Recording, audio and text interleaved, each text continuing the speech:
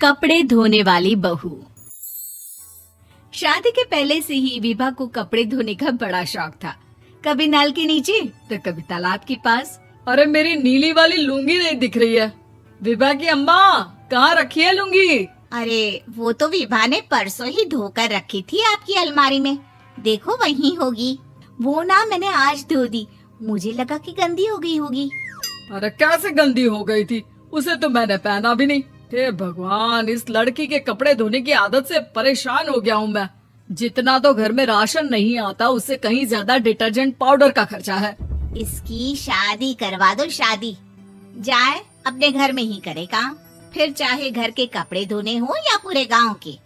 हाँ ठीक बोल रही हूँ, देखता हूँ मैं कोई लड़का। वो दिन भी आ जाता है जब विभा को देखने लड़के वाले आ जाते हैं। लड़की मुझे अच्छी लगी। होने वाली सास कहती है, बेटी अगर कुछ पूछना है तो पूछ लो। वैसे तो हमारी लड़की बहुत ही शर्मीली है, जो बोल दो वो मान लेती है, इसे क्या पूछना होगा। अरे कैसी बात कर रही हो माँ, मुझे इन लोगों के घर रहना है, सवाल तो कई है। हाँ हाँ बेटा, पूछ लो ना, क्या पूछना है। आप लोगों के घर कपड़े कौन धोता है? सास का मुंह बन जाता है। देखो, अगर तुम ये कहना चाहती हो कि तुम्हें कपड़े धोने नहीं आते तो सुन लो, कपड़े मैं ही धोती हूँ, लेकिन तुम्हारे आ जाने के बाद मैं रुमाल तक नहीं धोऊंगी। अरे चुप रहना भाग्यवान, बहू बेचारी घर आई नहीं, उसे डराना शुरू कर दिया। वो क्या है ना बिटिया, अभी तक तो ये कल्लू की माँ ही धोती थी, लेकिन अब तुम्हारे पापा तो दहेज में वॉशिंग मशीन देंगे ही। तभी विभा की माँ बोल पड़ती है, सवाल भी पूछा तो क्या। वैसे भाई साहब, मशीन की तो फिर भी कपड़े धोने की कैपेसिटी होती है, मतलब जो बिटिया दे रहे हैं ना विभा, इसे कपड़े धोने का बहुत शौक है। ये आप लोगों के क्या, आस पड़ोस गांव मोहल्ले सबके कपड़े धो दे और उफ तक ना करे।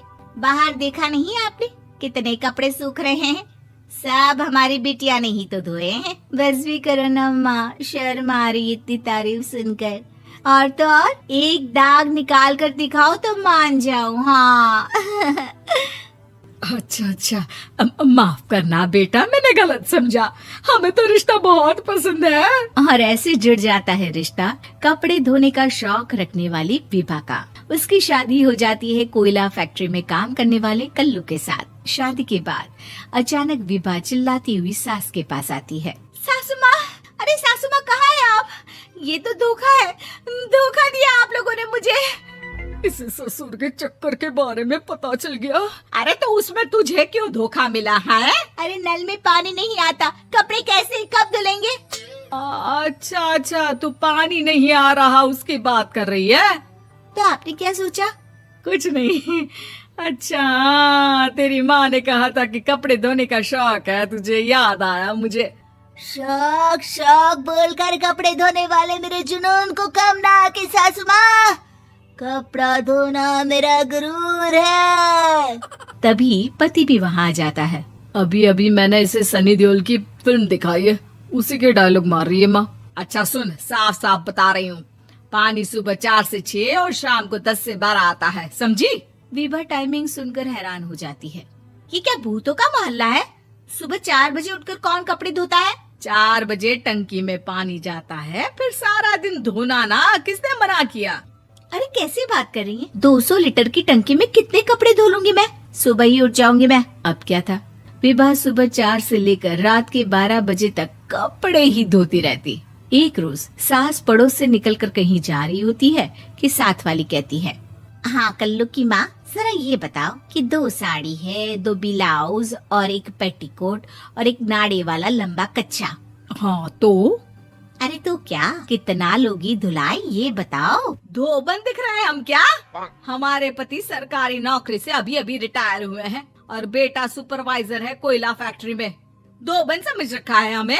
हाय रे कल्लू की अम्मा, माफ कर दो, वो तो मोहल्ले में यही सब बता रहे थे कि तुमने बहू को कपड़ा धुलवाने के काम में लगा दिया है। सास को पड़ोसन की बात सुनकर गुस्सा आ जाता है। वो घर पहुंचती है जहां घर के बाहर ही इतने सारे कपड़े सूख रहे होते हैं जितने कि किसी धोबन के घर पर। अरे ओ कल्लू की दुल्हन, बाहर निकल। माँ जी यहीं आ जाओ, बाथरूम में चादर धो रहे हैं हम। अरे अभी हम धोते हैं, तुमको बाहर निकलो। ये आस पड़ोस वाले बोल रहे हैं कि हम बहू से कपड़े धुलवा धुलवा कर उसे कपड़ा धोने वाली बना दिए हैं। अरे छोड़ो ना माँ जी, किन लोगों की बातों में आती हो।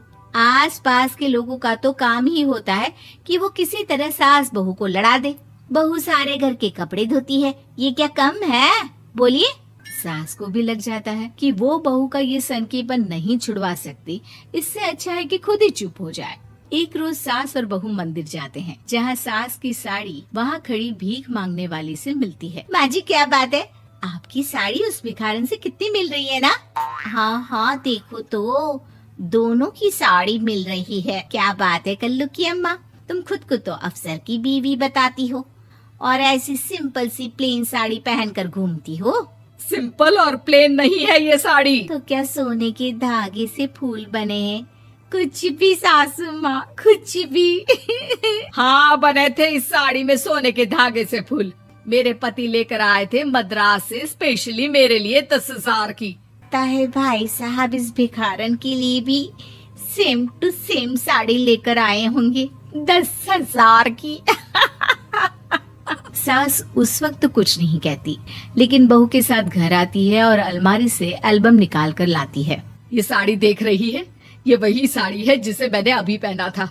इस साड़ी में ये जो चमकदार फूल दिख रहे हैं ना, ये सोने के धागों से काढ़े गए हैं।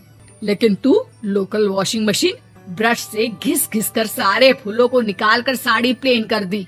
मुझे माफ कर दीजिए सासू माँ। और तो और, जब मैंने तुझे तेरी गलती के लिए कुछ नहीं कहा, लेकिन तूने तो सबके सामने मेरा मजाक ही बना दिया। क्यों? बहू को समझ में आ जाता है कि अब से उसका कपड़े धोना बंद।